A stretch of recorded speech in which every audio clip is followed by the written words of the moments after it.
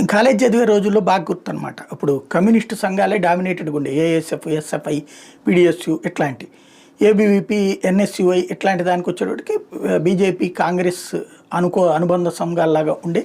వీళ్ళది సంబంధించినటువంటి రూట్ వేరు, వీళ్ళది అగ్రెసివ్గా ఉండేది. వాదాల పరంగా చూస్తే ఏది పాటల పరంగా ఇట్లాంటి వాటిట్లో మంచి ఇది ఉండేది కమ్యూనిస్టు సంఘాలతోనే. మంచి ఫ్రెండ్స్ కూడా ఉండేవాడు. ఇక్కడ పాయింట్ ఏంటంటే వాళ్ళు అప్పట్లో ఏమో మన చదువులేంద్రే ఈ చదువులు, ఇక్కడ ఈ బీఏ అయ్యాక మనం వెళ్ళి ఆడో క్లర్కులు ఉద్యోగాలు చేసుకోవాలి.